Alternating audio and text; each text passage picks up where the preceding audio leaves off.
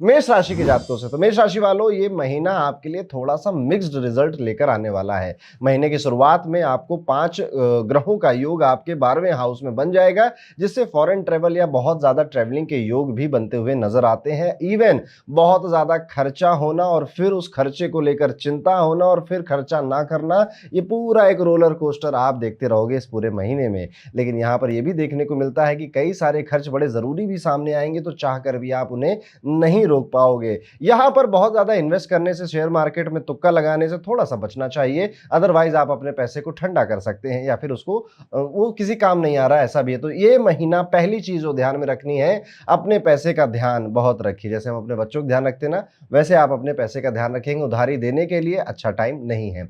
Career में अगर बात की जाए तो काफी भागदौड़ नजर आती है। वर्कलोड में काफी ज्यादा टेंस भी नजर आते हैं। मल्टीपल टास्क भी मैनेज करते हुए नजर आते हैं, या फिर काम कुछ नहीं है लेकिन चिंता उस काम की, जो काम हो नहीं रहा है उसकी बहुत ज्यादा आप चिंता कर रहे हैं। 14 अप्रैल के बाद सूर्यदेव आपकी राशि में पावरफुल हो जाएंगे, तभी आपकी एफिशिएंसी और रेपुटेशन भी इंप्रूव होगी। यानी 14 से 24 अप्रैल का जो टाइम पीरियड है वो आपके करियर के लिए बेहतर टाइम पीरियड है, बिजनेस के लिए अच्छा टाइम पीरियड है। बिजनेस में कुछ चैलेंजेस जरूर आएंगे, लेकिन मैं उन चैलेंजेस को मान रहा हूं कि आप उसे मैनेज कर लेंगे। तो यहां पर यह भी हो सकता है कि आपके व्यापार में किसी आपके क्षेत्र से वो आगे वो बिकने लग जाए, यानी कि विदेश वगैरह में भी जा सकता है, या फिर अपने क्षेत्र में जहां पर आप सेल करते हैं अपने प्रोडक्ट, उस क्षेत्र से भी आगे वो निकल जाए। इन्वेस्टमेंट करने से पहले केयरफुल रहें, जैसे मैंने पहले बता दिया। ये टाइम पीरियड आपकी इन्वेस्टमेंट और पैसों के लिए बहुत ज्यादा अच्छा नहीं है। हेल्थ पॉइंट ऑफ व्यू से बात करेंगे तो हेल्थ पे स्पेशल ध्यान यहां पर देना पड़ेगा, खास तौर पे अपनी स्किन पर। स्किन एलर्जी, रैशेस, पिंपल, ये आपको परेशान कर सकती है। डर्मोलॉजिस्ट के पास भी जाना पड़ सकता है।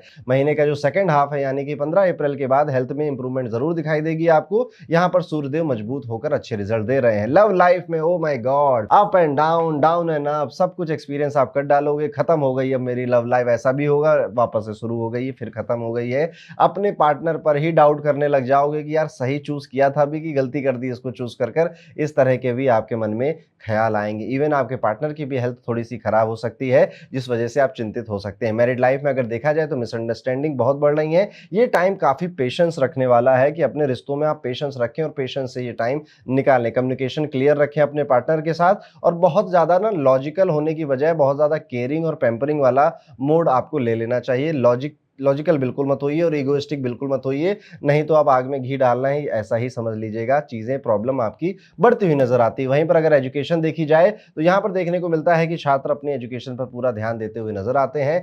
थोड़ा बहुत भटकाव उनका है, लेकिन बाकी सब उनको, उनके ऊपर ना स्ट्रेस है, डर है, वो डर उनसे काम करवा ही ले रहा है। यहाँ पर आप कम एफर्ट में ज्यादा रिजल्ट मिलता हुआ भी आपको नजर आता है। कुछ उपाय जो कि मेष राशि के जातकों को जरूर करना चाहिए। डेली सूर्यदेव को जल नहीं चढ़ा रहे थे, चढ़ाना शुरू कर दीजिए। सूर्य अष्टक का पाठ भी आपके लिए एक बेहतर उपाय साबित होगा। गुरुवार को केले के पेड़ पर जल जरूर चढ़ाइएगा और पूजा भी करना आपको चाहिए। ओम गुम गुरुवे नमः मंत्र का जाप भी आप 11 बार कर केले के पेड़ पर जल चढ़ा सकते हैं। मंगलवार को हनुमान जी को लाल अनार चढ़ाना भी आपके लिए एक बेहतर उपाय मालूम होता है। तो ये था कैसा जाएगा आपका अप्रैल 2025 का महीना। अब हम वीडियो में आगे बढ़ेंगे दोस्तों और बात करेंगे वृषभ राशि के जातकों के बारे में। कैसा जाएगा वृषभ राशि के लिए अप्रैल 2025 का महीना। ये महीना ओवरऑल आपके लिए काफी बेनिफिशियल रहने वाला है, बेहतरीन होने वाला है। 5 ग्रहों का योग आपके 11th हाउस में, इनकम के हाउस में बन रहा है, जो कि फाइनेंशियली आपकी लाइफ में बेहतर आपको रिजल्ट देता हुआ नजर आता है। करियर वाइज अगर देखेंगे तो यहाँ पर अच्छा महीना जा रहा है। हार्डवर्क से सीनियर ऑफिसर्स इंप्रेस भी हो रहे हैं। 3 अप्रैल के बाद मंगल आपके 3rd हाउस में होंगे, तो कॉन्फिडेंस और करेज दोनों आपका बढ़ा देंगे।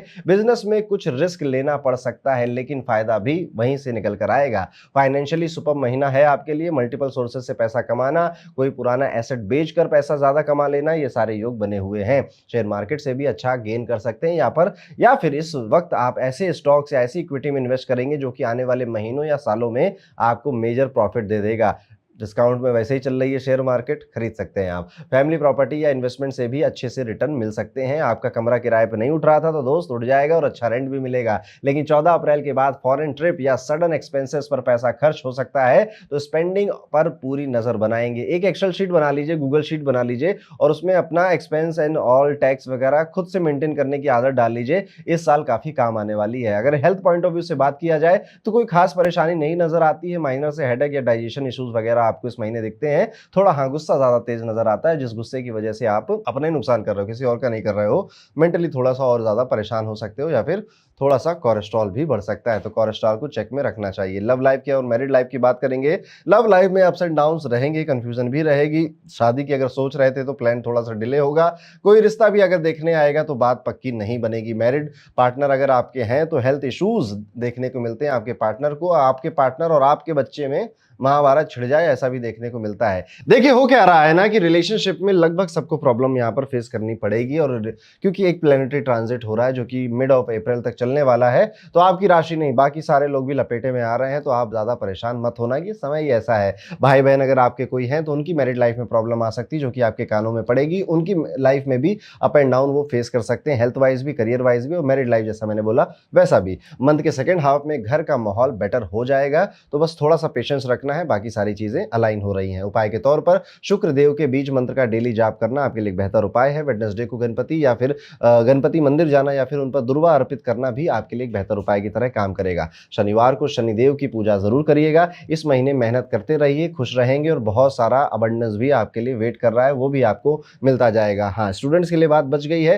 तो अगर वृषभ राशि के स्टूडेंट हैं आप, तो ये महीना आपको किसी फीमेल से प्रॉब्लम हो सकती है। आपकी कोई सहेली हो, आपका कोई दोस्त हो, उससे बहुत ज्यादा बहस मत करिएगा, बहुत ज्यादा ज्ञान भी मत दीजिएगा कि लाओ तुम्हारी जिंदगी हम संभाल देंगे। नहीं नहीं नहीं नहीं, हर कोई अपनी जिंदगी खुद ही संभालता है। आपके कहने से ना आज तक किसी की जिंदगी संभली है ना आगे संभलेगी, बट आपका टाइम वेस्ट हो जाएगा और आप किसी भी तरह से परेशानी में भी फंस सकते हैं। अगर स्टूडेंट है तो इस बात का ध्यान रखेंगे। तो ये था दोस्तों, कैसा जाएगा वृषभ राशि के लिए अप्रैल 2025 का महीना। अब हम वीडियो में आगे बढ़ेंगे और बात करेंगे मिथुन राशि वाले जातकों के लिए कैसा होगा अप्रैल 2025 का ये महीना थोड़ा सा चैलेंजिंग रहने वाला है। अप्स एंड डाउन्स लगे रहेंगे, रेडी रहिएगा। शुरुआत में गुस्सा ज्यादा रहेगा क्योंकि मंगल आपकी राशि में है, मौजूद है वहीं पर, तो अपनी वाणी पर कंट्रोल करना भी आपके लिए एक बेहतर उपाय है, लेकिन कर नहीं पाओगे, मुझे भी पता है। रिश्ते खराब होंगे, अकेलापन सताएगा और उतावलापन भी आएगा। इवन आप अपनी फैमिली में अपने पिताजी को कहने लग जाओगे वो वाली जमीन बेच दो, खेत बेच दो, मतलब एक एग्जाम्पल है, या ये कर लो वो कर लो, और वो आपकी बात नहीं मानेंगे क्योंकि उनकी उनकी कुंडली कुछ और है ना, उनका दिमाग ठीक है,